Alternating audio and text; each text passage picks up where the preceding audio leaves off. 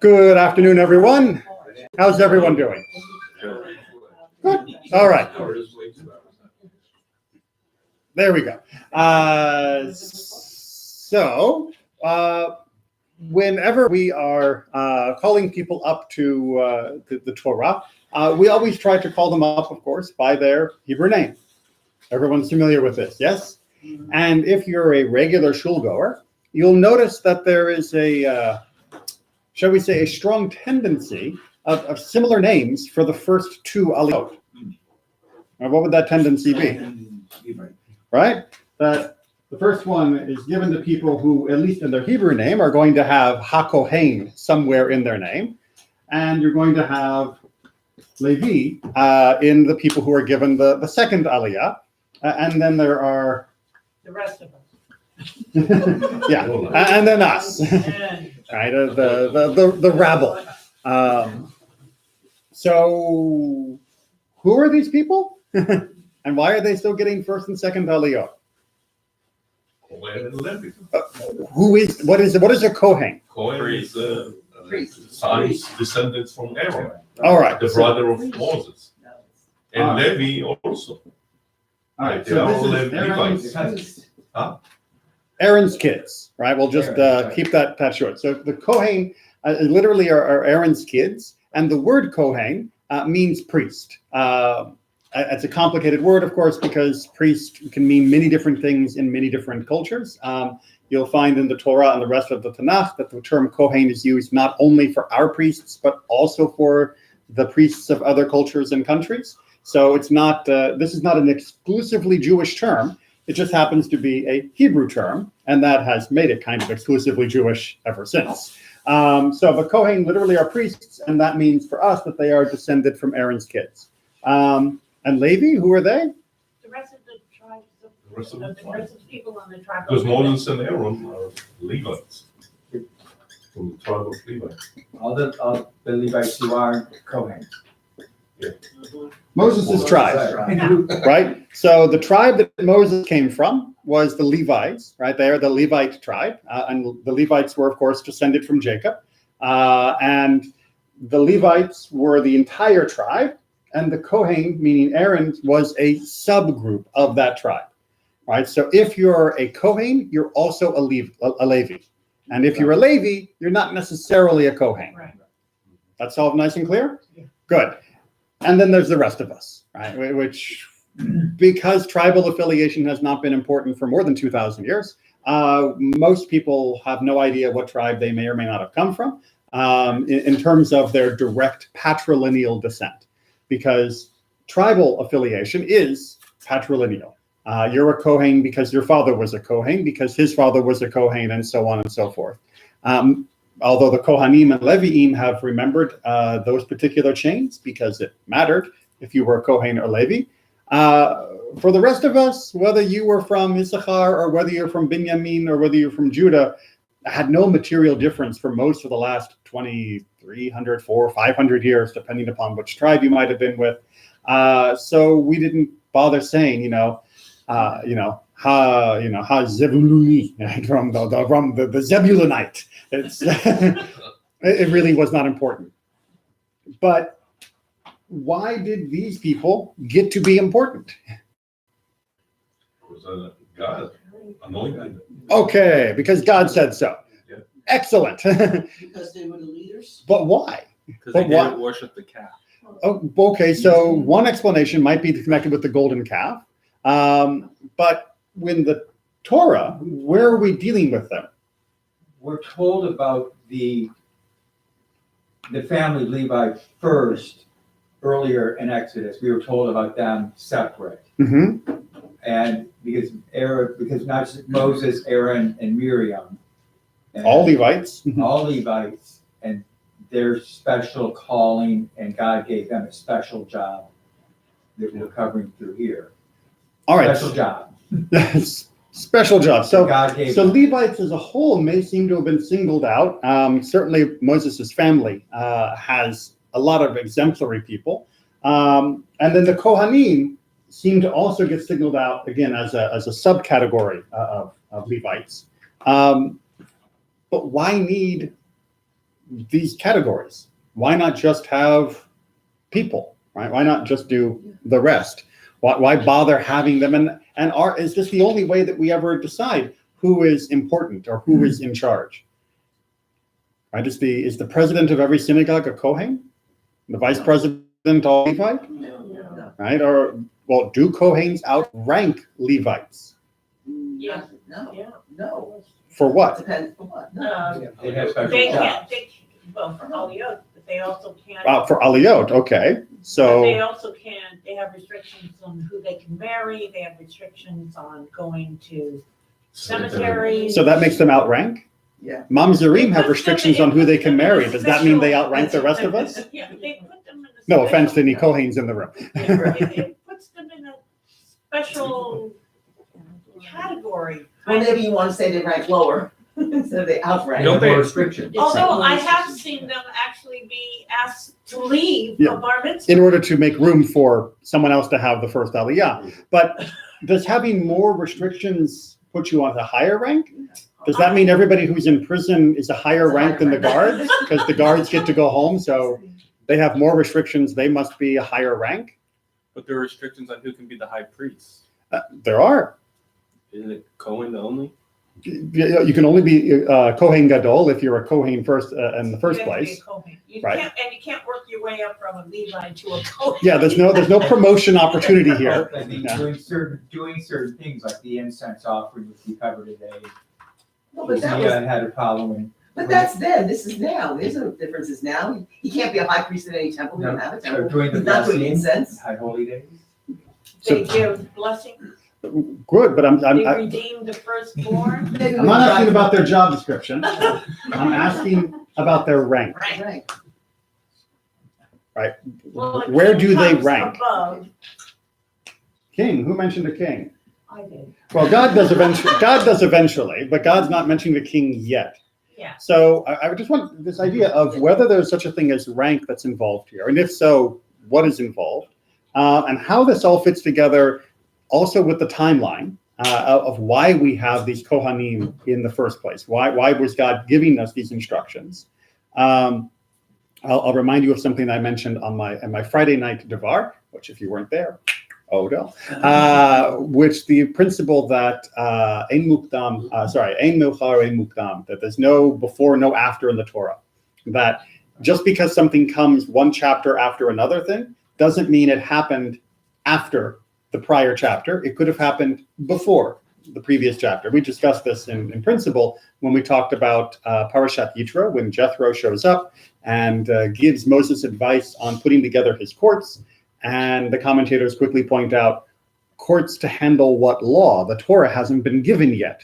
And many commentators, the majority of our tradition, I would say that the discussion of Jethro, of Yitro, happened after the giving of the Torah at Mount Sinai, which happens a few chapters later in that particular Torah portion, and was relocated for thematic reasons that had nothing to do with teaching us about chronology. And that idea of maybe the Torah is not laid out chronologically in a way that we can always count on. Generally, of course, we start with Genesis and we end with getting to the land of Israel. That arc is definitely in a timeline, but individual episodes may not always come precisely as their chapter layout would lead you to think. Okay, so with that in mind, we're going to dive into this whole priestly thing and then see what our commentators make of not only this rank here, but in general, what Judaism does with rank. So we are on page 504. We are in Parashat Teztaveh, and we're going to begin with chapter 28, just to get to the meat. Okay, we're good? Okay. Volunteer? Whoop, hold on. Am I getting a warning about technology? It's bothering me? No. You shall bring forward your brother Aaron with his sons from among the Israelites to serve me, says Hashem, as priests. Aaron, Nadav, and Abihu, Eleazar and Ithamar, the sons of Aaron. Oh, wait a minute. Hold on a second. Wait. You know what this sounds like?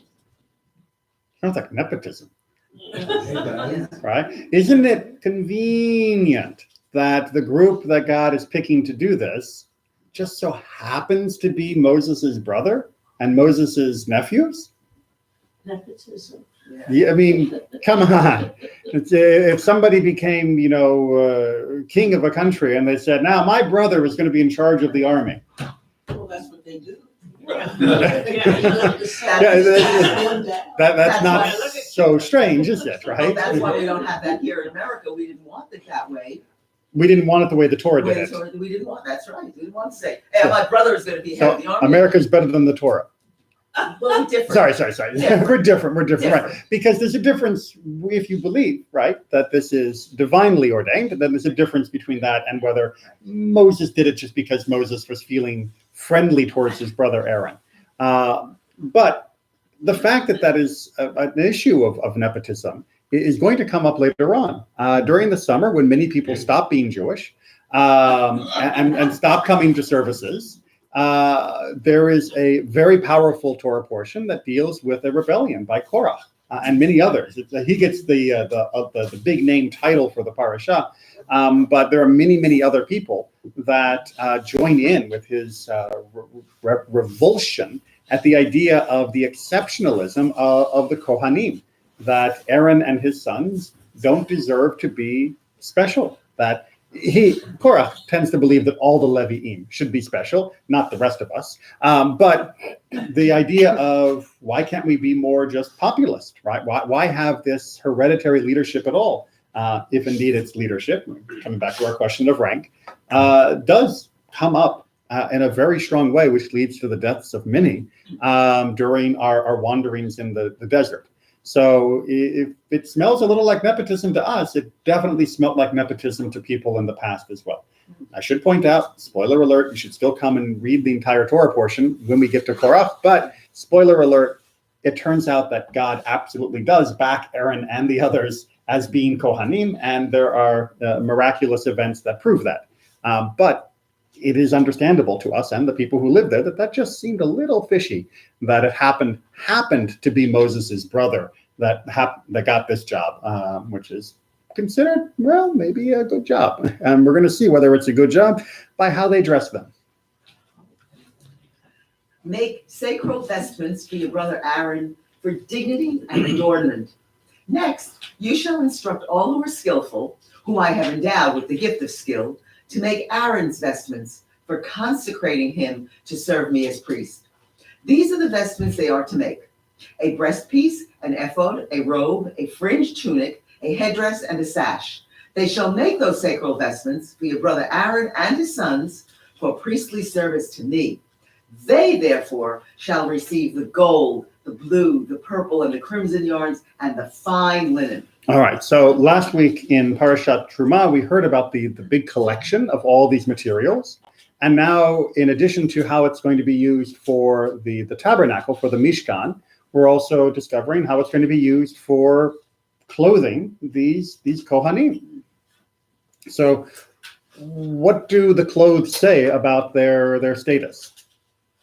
They stand apart and perhaps higher because it's very fancy clothing than This everybody is else. pretty high class clothing, right? What they are wearing is absolutely what you would call top of the line clothing for 3,000 years ago. So that means that they must outrank everyone else, right? Yeah. Like the doorman at a fancy. Fancy suit. I mean, clearly the doorman who has the biggest, epaulets on the shoulders and the gold braid and the big hat, and he outranks everyone else in that building. Yes. Yeah. Do these clothes cost like a year's wage of a single person? I've never heard of a particular valuation put on it, but definitely this is expensive. But what I'm trying to draw here is, are the clothes representative of the rank of the people, or are the clothes representative of the importance of the task that they perform? It's the task they perform, because well, in a way, but you don't have a description of what Moses needs to wear.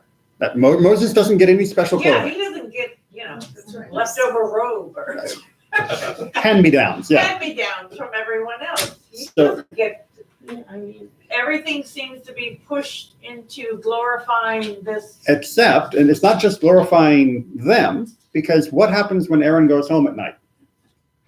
All of this stuff stays behind, right? This is not what he walked. This is not what he walks to the office in, right? I mean, he's on his These are commute. work clothes. He's not wearing what we just described, right? Well, I should point out, Andrew, because you gave me the opportunity. One of the things that I hate about English translations is we get that word vestment. The Hebrew word is not vestment; No. it's bigadim, right? Which is clothes. Yeah. It'd be like the equivalent. I mean, I just always wonder whether if there was some Israeli that learned how to do English by reading English translations of the Bible, That's right. and if he walks into Target and asks, where are the vestments? It's just, that's not what the word means. I mean, in Hebrew, it doesn't have an elevated status. But you are picking up exactly what the English translators have said for centuries, which is vestments are special. And since these people are wearing clothes for special jobs, we're going to use the special English word, even though Hebrew doesn't have a special word for special clothes. It uses adjectives, in this particular case, the word holy. In English, it'd be more accurate to say these are holy clothes. But that sounds weird in English, so we throw the word vestment in. The Fox translation uses the phrase garments of holiness. And garment is slightly more neutral than vestment, exactly. It's probably elevated still. Well, it's elevated only because, we're kind of basic in how we talk in most of our conversational English, but at least garment, you can say garment district, and that kind of stuff. It doesn't sound automatically religious. No. At least it just sounds maybe better than what you get at Target, but it's not completely bizarre. But vestment is just obviously sacral in nature. You don't find, the president wearing vestments, and that just is maybe a little bit of an overstep. Okay. So, what does all of this say about the priest? Right? Is this saying that he has greater rank and his sons? It definitely is setting them apart. But again, is it setting them apart because they are doing something special? Or is it setting them apart because they are special? Because Because what they do. because of what they do, they're called to serve. Okay, because they were called to serve. So that means we're going to have to reconcile that, because they are not the first group to be called Kohanim among the Jewish people. They're not the first group to be called priests. But there's the idea in Isaiah about your priests being robed in righteousness as well. That's definitely meant to be their underwear, is the righteousness part. Unfortunately, that's sometimes Character, so there's a character that's supposed to be reflected. supposed to be, yes. And unfortunately, they sometimes forget to put those on. I have a question. Yes, Wouldn't there be something special about you if it was your job to do something special? it's a good question. And one that with our countertext may be very relevant. All right, so who were the first group of Israelites to be called Kohanim, to be called priests? Well, Exodus 19:6. And Harriet, if you would do us the honor. And you shall be to me a kingdom of priests and a holy nation. These are the words which you shall speak to the children of Israel. All right, so Exodus 19, this is way back in Egypt land. Who are the Kohanim? Us. Everyone, right? We're a nation of priests. So if we're a nation of priests, right? Remember that little tiny rest of us group? Yeah. Why do we need priests? Well, was it because they didn't want to be priests? They wanted Moses to do it. Okay, so one of the explanations, and I just always seem to end up doing timelines. One of the explanations, where'd my eraser go? Oh, well, everything I write up here is now permanent. So one of the ideas is that back in Egypt, right, the idea was that everyone was meant to be a priest. And that we were chugging along with the idea that we were all going to be priests. Each person would do their own sacrifice. Each person was responsible for, doing everything that the priests were responsible for. They had the same purity laws. All of that was on all of us. And that at some point, and this can be variously described, one of them is at Sinai itself, when Moses says, all right, guys, let's hear God. And we go, whoa, after the first commandment or two, depending upon your commentator, you do it, we won't. That it then narrows, right? Rather than being everyone, it becomes a few of us. And that would be the idea then of when we go to official Kohanim, meaning Aaron's family. But there is a second interpretation, which says, no. This wasn't the big issue. We were still fine at that point.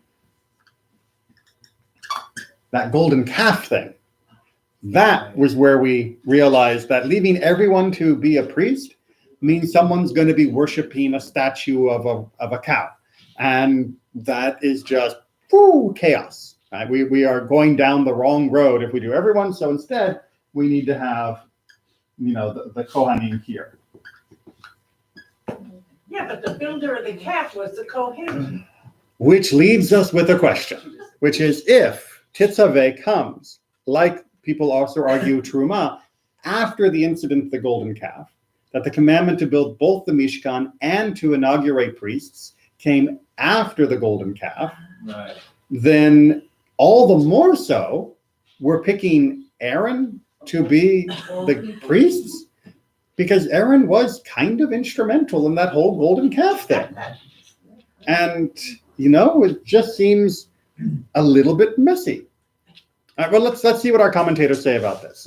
Until Aaron was selected, all Israel were fit for the priesthood. Once Aaron was selected, all Israel were excluded. All right, so you'll notice the Mechilta, one of the earliest Midrash collections, doesn't weigh in on why we switched from everyone to only Aaron. But what he does switch into is to say, once it happened, there was no going back. Right? Once God switched from everyone to Aaron and his children alone, we can't come back to everyone again. Right? As we joked before, there's no way to get promoted into being a Kohen. Right? You don't work for a few years as an Israelite, then get promoted to Levi, and then get promoted to Kohen. And that seems to be very clearly God's intent, and thus the halacha, which is you don't change. And there was no time to turn that back. Similarly, Until David was selected, all Israel were fit for the kingship. Once David was selected, all Israel were excluded. As it says, surely you know that the Lord God of Israel gave David kingship over Israel. right? I mean, after all, Saul was not taken from David's family, and Saul was taken from the tribe of Benjamin, and he was the first king. And it could have easily been one of his kids to succeed him or a different person to succeed him. We could have just kept picking kings from anybody who seemed competent.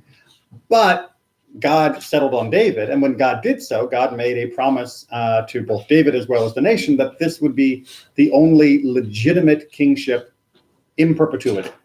Right? We may not always have a king, but if we've got a king, that person will be coming from David's line.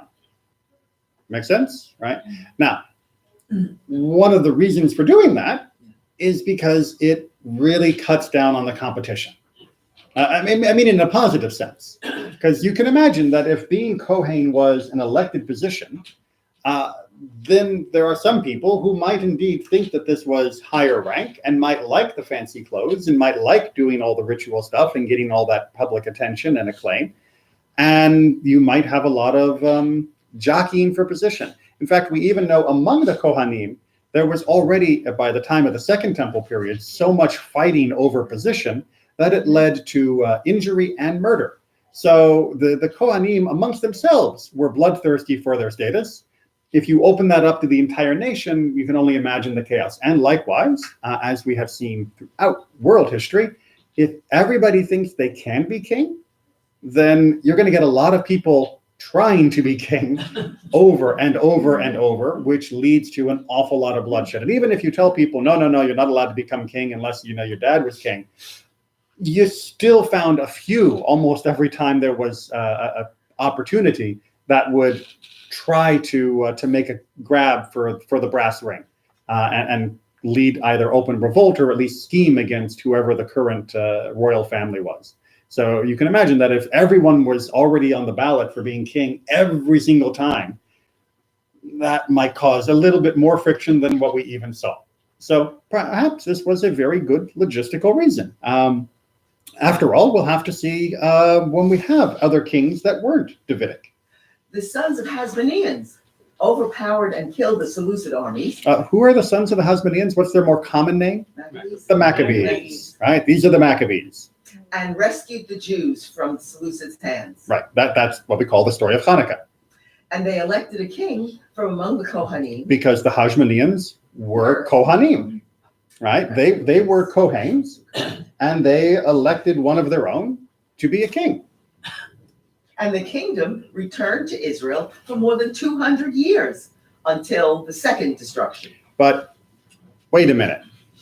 If once you have Kohanes, you can only have Aaron Kid Kohanes. And if once you have kings, you can only have Davidic kings. And if Davidic kings can only come from the tribe of Judah, and if you're in the tribe of Judah and thus eligible for being a king under the Davidic line, you couldn't simultaneously be also from the tribe of the Kohanim. Anyone see the problem here? How can the Maccabees become kings? Right? If they are Kohanim, they cannot also simultaneously be from David's line. It's genetically impossible, you could say. It's just not going to happen. So how could they do this? Well, they did. But was it legitimate would be the real question. Right? I mean, how could they do it? Well, they were the ones left in charge of the army after defeating the foreign invader. So who was around to tell them, you can't do that? Who was around to tell them, we really need to have a Davidic king. Thanks, guys, for getting rid of those Seleucids. Now, let's find someone from David's family, and we'll make him king, and you guys can go back to doing only the temple stuff. That might have been harder. Perhaps. And the only people who could have told them or had the power to tell them or stand up to them were the Kohanim.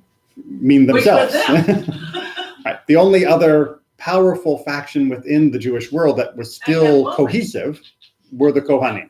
And they had just been at the forefront of winning the war. They weren't about to hand the keys of the kingdom over to someone else, even if it would have been, in quote, more legitimate. But don't worry. Rambam tries to help explain why this could happen.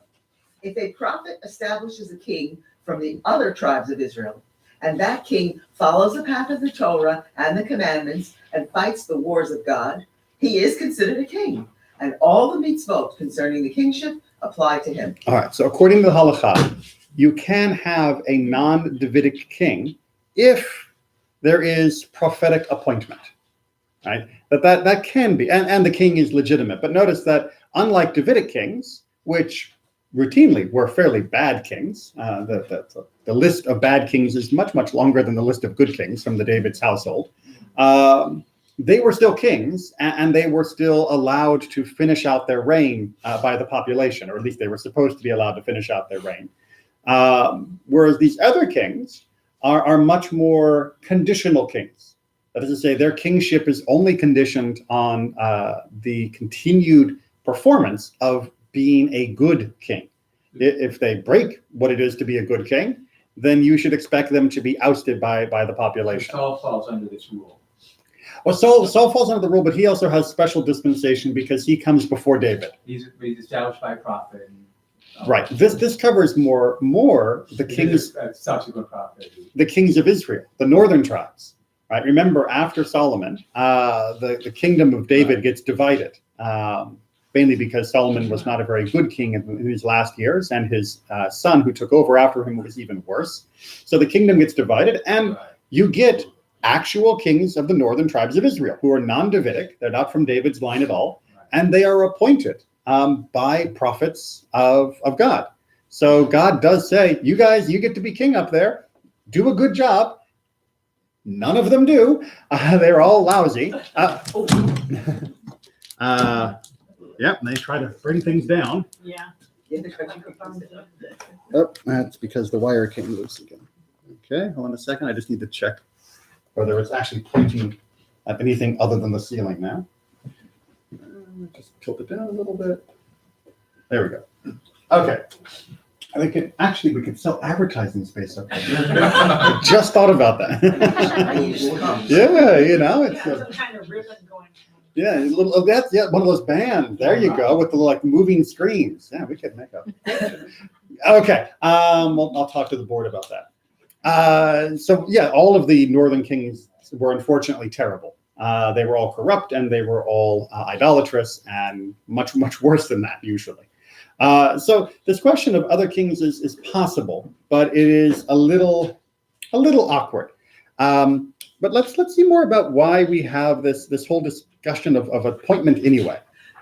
Just as the mother of the prophets Moses and Aaron is mentioned, out of respect for them, and to make clear that she was a descendant of the righteous Levi, so the mother of the priesthood is mentioned, who was connected to the royal house and sister of its prince. All right, so what's unusual, you'll notice when you read through the Torah, if you're paying attention, that most of the time, from most characters, we don't find out who their mother was, right? It'll say, son of so-and-so with the father's name, but it doesn't normally tell you who the mother was. For example, who was Noah's mom? I don't know, right? So we get a change up when we get into Sarah and Rebecca, Rachel and Leah. But we also, for the rest of the Bible, don't get a whole lot of additional mothers' names, unless it is important to the story for some reason or another. But we do find out who Moses' mom was. Moses' mom was Yocheved. And the question that this midrash is trying to answer is, why bother telling us? One of the reasons to tell us is because she herself, in and of herself, was honorable, and therefore she adds to the honor of her children. Right? If you're a good person who comes from a bad person, no offense, but that is harder for you to establish yourself as being a good person because of the shadow that's cast by the person who came before you. I'm sure that Stalin's kids had a hard time convincing everyone that they were just nice and really not like their dad. And that may not be fair, but it is very much how societies treat people, and vice versa. If you are a bad person, the son of a good person, oftentimes people will give you the benefit of the doubt. Oh no, I couldn't believe so-and-so's son would do that. But it also compounds. If you're a bad person, the son of a bad person, well, you would expect that from so-and-so's son, wouldn't you? And if you're a good person, born from a good person, people will also say, of course, apple doesn't fall far from the tree, chip off the old block, blah, blah, blah. Right? Okay. So Elisheba, who is Aaron's wife, thank you, similarly gets noted. So if we could carry on with that commentary from the Talmud. Elisheba was accorded 5 occasions for rejoicing, more than those accorded to other Israelite women.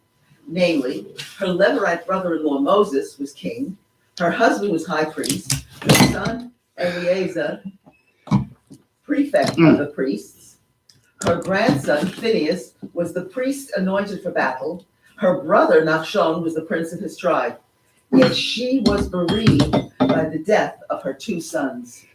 Okay, so Elisheba. 5 occasions of rejoicing, 2 deaths. Good or bad?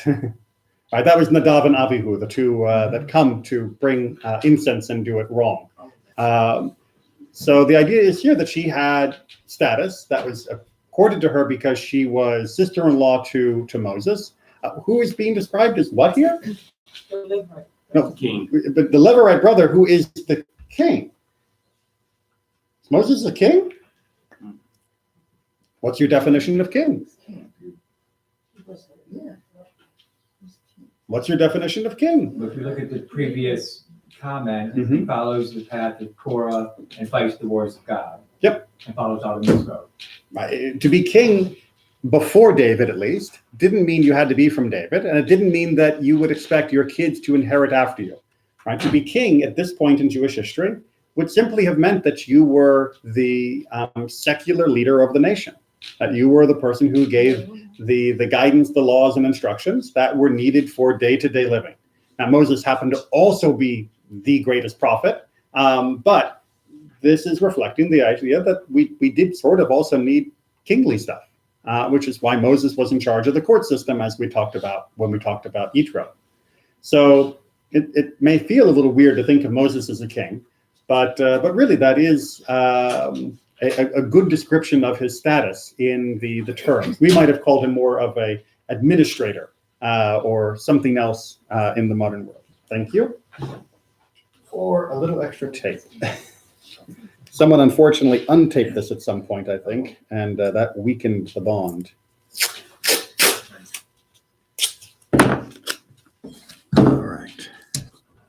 day. When the rabbi says so. Yeah, well, if only. Oh,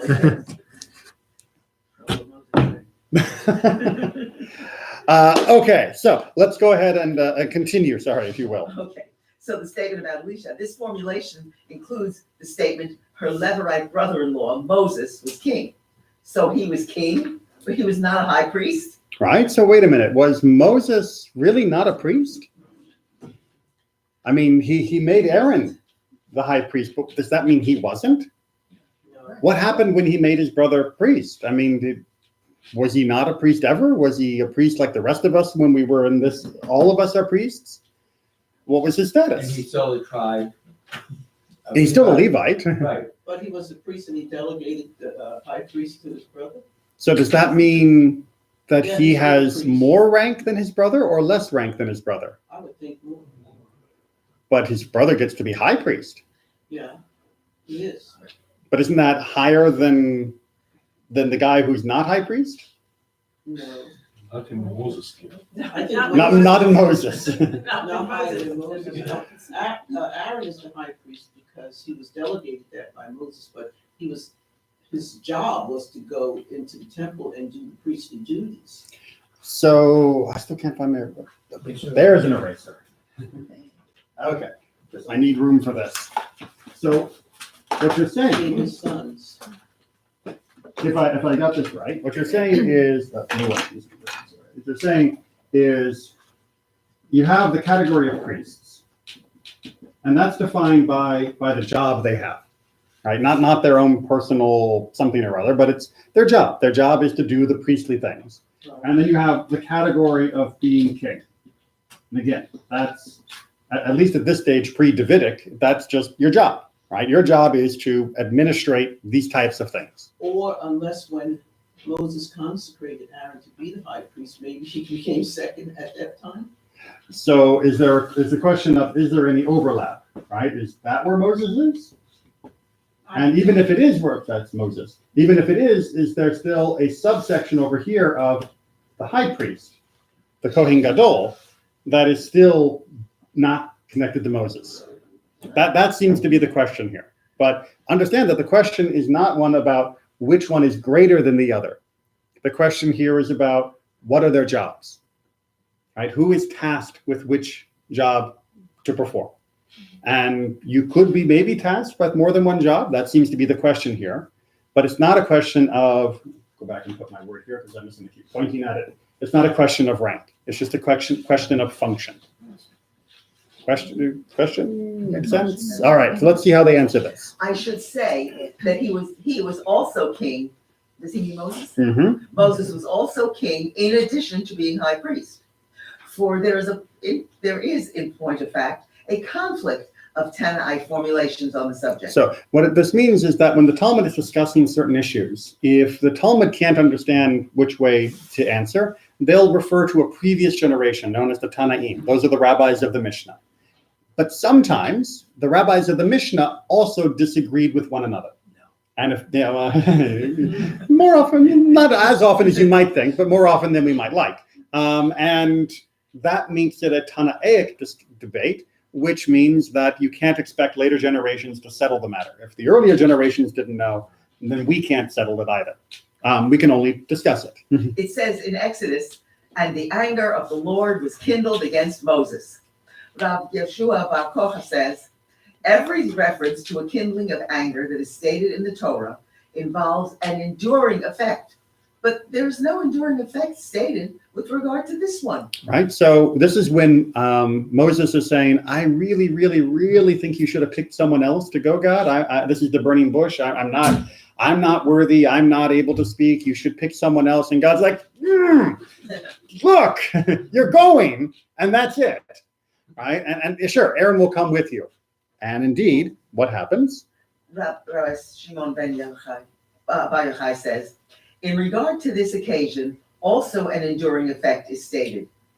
Is there not Aaron, your brother, the Levite? But was he not a priest?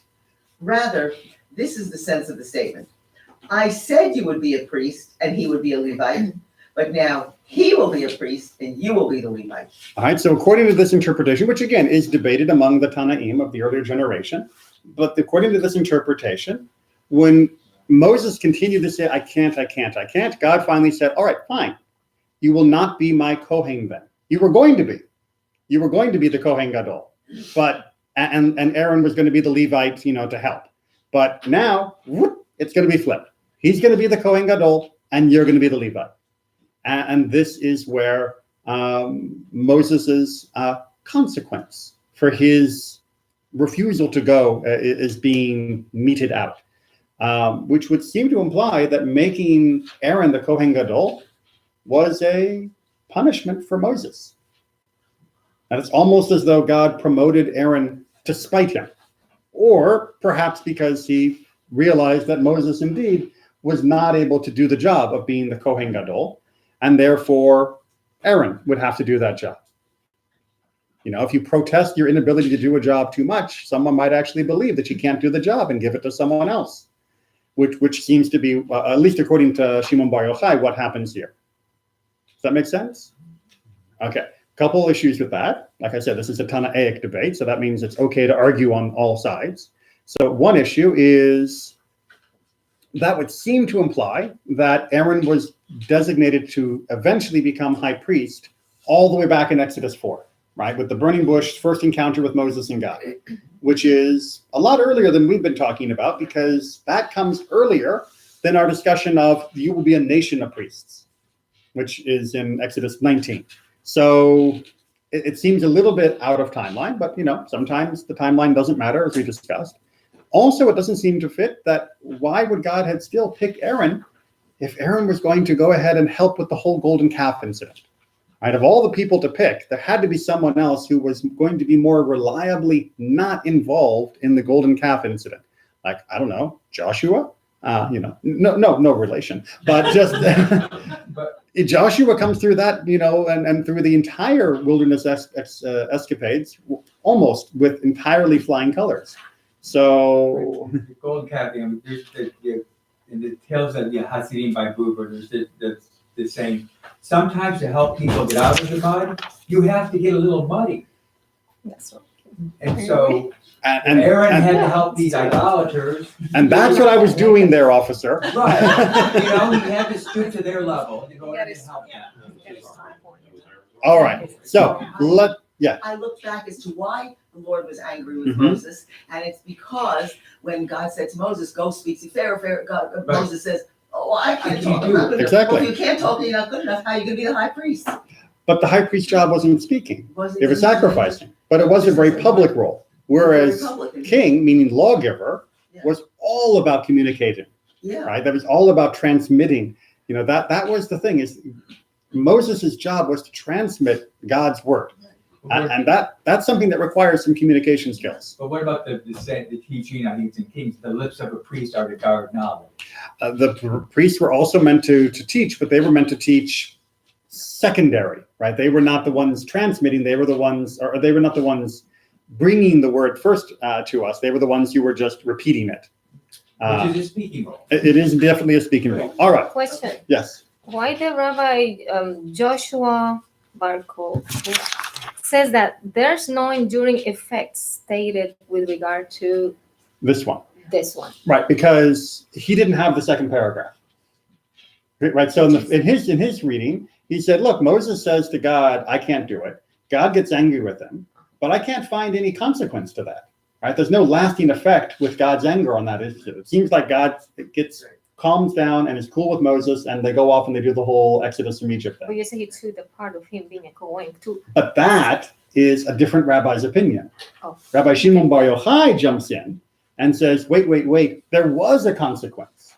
The consequence was the next sentence talks about his brother Aaron and the Levite, but we know Aaron eventually is a priest, and that way we're showing that Aaron was supposed to be a Levite, but he's going to get promoted. So it's another rabbi adding to the first rabbi. It's like if you're ever involved in any sort of improv theater or improv musician, one actor will be doing a particular piece, and then the next one will riff on that, will take off from it and add it to it and make it their own. that's what's happening with many of our rabbinic teachings, is you'll have one rabbi who has a particular position or a question, and then another rabbi will say, that I got, and then they will do their own take on that position. So what we just saw there was one rabbi say, I don't see any consequence, and the next rabbi says, oh, yes, there was. And then he brings it. So it's that back and forth of the discussion that you have to remember that the Talmud, in particular of Jewish books, is not written by a single author. It is so many different voices that all join in. It'd be so much easier if we had animated people around a room that could each say the different things. We would hear the conversation bouncing back and forth. But we just have to sort of imagine that in our mind, but based off the way the names of the rabbis are mentioned back and forth. It would. There's a $1 billion website. Yeah, there's. I don't know about $1 billion website. There aren't that many people paying to learn. Actually, art schools make quite a fortune off the Talmud, but it might be for someone else to pick up. Yes. the Talmud simulation. Okay, put that in VR so you can stand in the middle and see all of them seated around. All right, so now we got two great money makers. We've got the ad space up behind us. We've got the Talmud simulation. We're rolling in cash if someone actually wants to make anything happen. All right, so Akidat Yitzchak is going to take an entirely different approach on this. So let's see how he tries to synthesize everything we've got here about leadership, about priesthood, about Aaron, Moses, golden calf, all that stuff. Whenever things went well, the people believed in God, Moses, and his mission. Whenever difficulties arose, they saw in this proof that there was no free God, no personal providence, only superior showmanship by Moses, presently revealed as inadequate. It's just a beautiful statement about the nature of leadership, right? Or the nature of followership, right? Which is when things are going well, it's like, yeah, he's the best leader ever. God's on our side. And when things go bad, it's like, well, sure, he was able to pull off a good show yesterday, but today he's just not doing anything. You're like, but yesterday you said this was divine, and today you're just saying it's poor showmanship, right? But that is the human nature, right? How quickly we fall out of love of the person that was leading us yesterday that we thought was the Messiah. Onward, he gives more explanation. Proof of all of this, lies in the fact that whenever they refer to the Exodus from Egypt, they ascribe it to Moses the man, not to God. And you can compare Exodus to Numbers. Their admiration of Moses was based on Moses being an outstanding man rather than Moses as an instrument of God. All right, so this is a fundamental problem that Judaism has faced, but no place more so than with the issue of Moses himself, which is, was Moses revered, esteemed, adored because he was Moses, or because of what he was able to do in his job for God, for the nation, for the world? And even though in the quiet of our study can say, oh no, the clothes don't make the man, right? The clothes are representative of the job, right? When you salute in the military, you're not saluting the person, you're saluting the rank, you're saluting the office. When you honor a political leader, you're not honoring the person who's holding the office, you're honoring the office itself. Right. And Moses, of course, it wasn't just that Moses was a sharp dresser. It was a question of Moses being this wonderful tool of God. That was why he deserved honor and praise. And we can say that very calmly and clearly, and we're fine. And then we fail personally, and certainly the Israelites failed, to differentiate between the person who holds an office and the honor of the office itself and the role that the office plays. Now, even if Moses's position was earned, absolutely earned and deserved, meaning no one else was able to do what Moses did. No one else had that connection. No one else had that clarity of sight. That doesn't mean still that he was deserving just because he was him. He still only deserved what he got because of the job that he did, because of the function that he had. Make sense? Okay. Which is why when he disappears up that mountain for 40 days, if people really had believed in God with the symbol of Moses, they would have been fine.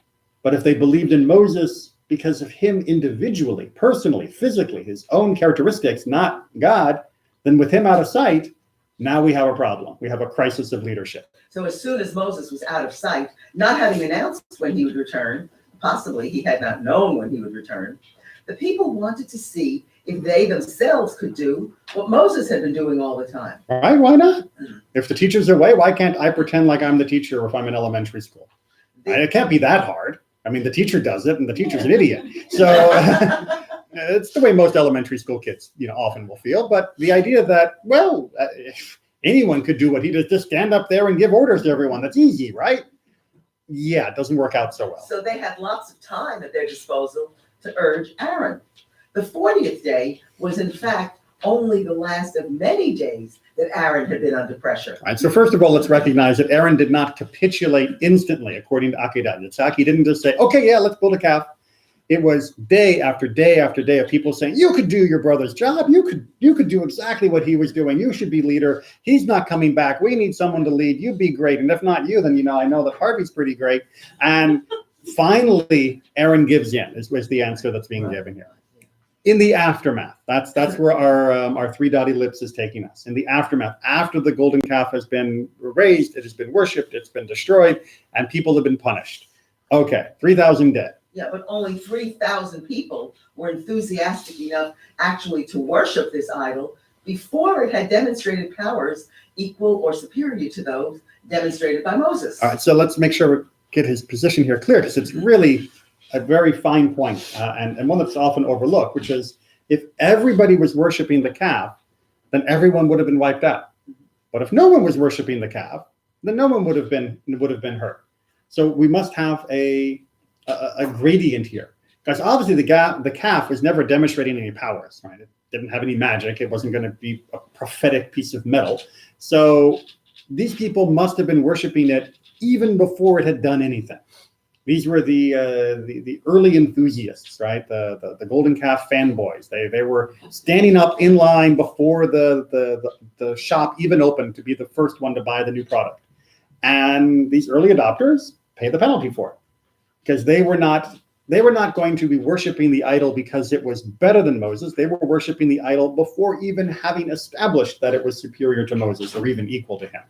So that's the condition that he's explaining of why only, and that only is in quotes in my mind, but only 3,000 out of the many more thousands that could have died, those were the only ones who died. And that's why the rest of the nation was not punished by death. We see from all this that far from precipitating or even participating in the sin, Aaron had used his best efforts to teach the people a lesson of faith in the Lord. This is why at a later stage, God was able to say to Moses, you shall cause your brother Aaron to come close to me, to be my priest. Right? So rather than failing with the golden calf, Aaron had actually quite nearly succeeded. And that is being said why he was being given this honor of priesthood. Rather than being made a priest as some sort of punishment because Moses was resistant at the burning bush, or rather than being made a priest as nepotism, or rather than being made a priest because of his failure with the golden calf, he's being made a priest because he actually pretty nearly succeeded at being able to keep the people back and to mitigate the infection of the golden calf down to only 3,000. And with that, a guy like that, he can serve at my altar, right? That's an important talent. God indicated to Moses that if Moses were to pray... No, that if the latter, meaning if Aaron. Oh, God indicated to Moses that if Aaron were to pray, God would not then become angry. Because you might think, hey, wait a minute, he did the whole golden calf thing. If he gets up there to be a priest and do prayers on behalf of the nation, isn't God going to say, what's he doing up there? He was in front of the cow just yesterday. But God won't be angry. Why not? He won't be angry because the action of a fool acting out of foolishness does not warrant his master's anger. Nonetheless, even fools must repent and confess their errors. Right? So he, admitted that he was wrong. Right? Last week we were talking about where God dwells. Right. I was reading up this past week and looking at Isaiah, and it says God dwells with those who are humble and contrite in of heart. Yes, the brokenhearted. Yes. So you kind of, by permitting this to happen, it renews the presence of God within their hearts. Exactly. And there's something. And there's value to that. There's value in knowing how to do that. There's huge value. There's two very important things that we get from this. One is that God understands that sometimes we're stupid, Right. right? That sometimes we do stupid things. And God doesn't get angry at us for doing stupid things, because that is what it is to be human. God only wants us to fix them, right? If you do something stupid, you fix the mistake, right? It's not you do something stupid, I'm not going to care. You do something stupid, you still have to fix it. But it's not like I'm going to throw the book at you, if you will. Because, humans will be humans, if you, to modify the English phrase, boys will be boys, right? Humans will be humans. From God's perspective, that's just the kind of thing that happens. But two, why still couldn't Moses have been the one to do this job? Because Moses didn't know what it was like to mess up this badly. Right. Right? Moses was never a fool. Right? Moses was never somebody who transgressed God in this way, except for very, very later in life for reasons that maybe we'll cover when we get there. Aaron, on the other hand, was somebody that the rest of the nation could look at and say, you know what? He knows what it's like to make mistakes. He knows what it's like to make mistakes big time. And if God can forgive him, God could forgive me. And he will not look down on me when I show up with my sacrifice asking for forgiveness. I mean, imagine going to Moses, Mr. Perfect, and saying, Right. all right, yes, I made a mistake. And Moses is like, well, of course you did. You're not me. But if it's Aaron, Aaron's like, yeah, I've been there, brother. I know what it's like. I've messed up too. And don't worry, God forgives me. God forgives you. We can fix this. It's a very different person to facilitate the tshuva process, the contrition, the return to God. And really, for us, a better person to pick to do the job than Moses would have been. That this just wasn't Moses' skill set, partly just because of his own excellence. He wasn't the best person to do that job. Again, he was too good to help others. There's a commentary in the Siddur about priest versus prophet. It's on the left-hand margin. I think the Rakaj around the Haftorah. Mm-hmm. Yes, exactly. All right, one last little taste here from Ha'emek Davar, or Ha'emek Davar. And his sons were with him. Meaning the sons of Aaron are also being ordained, right? What did they do? The expression with him implies that they only merited the priesthood through being Aaron's sons. This was the error of Nadab and Abihu when they offered the strange fire before God. Which is where they die. They thought they were worthy of performing the service on account of their own personal greatness. All right, so although we as moderns may be uncomfortable with the idea of hereditary positions, what the commentator is trying to bring to our attention is that a hereditary position was also meant to be humbling to the person with it. That just because you were born a Kohen doesn't mean you should be high and mighty. In fact, on the contrary, you should think I was only a Kohen because Aaron was so amazing, right? And I have done nothing to earn this. Can you imagine if everybody who was a prince in the world throughout all of human history had been born into the palace and realized that they had not actually earned being in the palace? It was just they were lucky to be born there. But unfortunately, most people go with that whole idea that they deserve all of the prestige and honor that they get. What's the expression? You're born on third base and you think you hit a triple, right? It's an unfortunate tendency for us to believe that everything that we have, that we've inherited, is because of our own particular merit. Our rank is deserved rather than our rank obligates. And that's really what this whole section of Truma is trying to clear up for us, but it can be really easy to miss it with all of the flashy clothes and gold. That what it's really trying to say is that the rank is not necessarily earned. The rank is the job that you perform. And there are different jobs for people to perform. Moses could not perform the high priest job as well as Aaron could perform it. Aaron could definitely not perform Moses' role in leading the people, and so on and so forth. For the kings as well as for just the rest of us. We have jobs that we can do that others can't do. And that is up to us to do them. And that doesn't mean that we should be high and mighty about the job I get to do, but instead I should be humbled by the job I have to do and then make sure I do it right. Good? All right. Thank you all very much. Thank you.